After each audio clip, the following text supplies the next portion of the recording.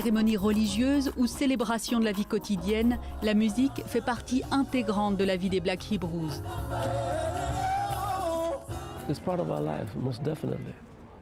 C'est la chose la plus importante de notre vie, car c'est ce qui a permis à notre peuple de conserver son identité à travers l'histoire. Quand nous avons été emmenés comme esclaves, il nous était interdit de parler notre langue, ni de faire quoi que ce soit en rapport avec notre culture. Les chants, ça nous a permis de garder le lien. Nous chantions par exemple des louanges à la rivière Jourdain, car c'est de là d'où nous venons. Les Black Hebrews sont des Afro-Américains qui affirment descendre en ligne directe d'Abraham.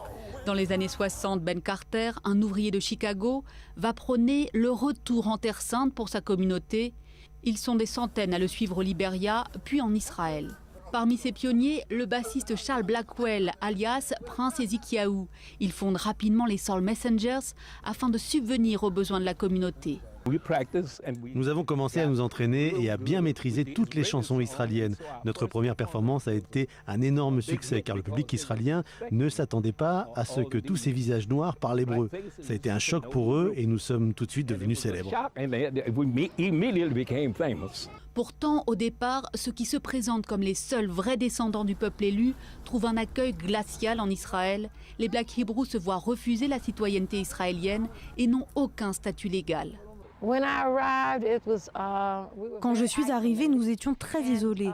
Nous étions même rejetés. La plupart des gens nous demandaient « Qu'est-ce que vous faites ici ?» Ils ne comprenaient pas.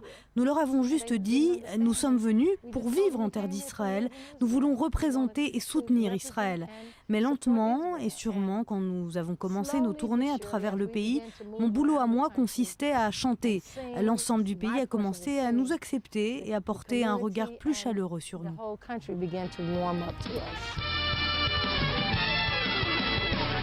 La chorale, dirigée par Elisheva, et le groupe des Soul Messengers rencontrent très vite un succès international.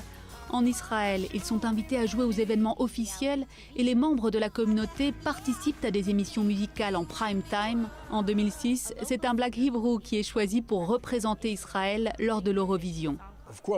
Ça a été un événement majeur, une grande victoire pour notre communauté. Tout ce qui nous met sur le devant de la scène et permet de montrer à la communauté au sens large ce que nous pouvons faire, eh bien c'est une grande victoire pour nous. Aujourd'hui, la communauté compte 3000 membres, pour la plupart installés dans le village de la Paix à Dimona. Les jeunes ont obtenu la nationalité israélienne et font leur service militaire.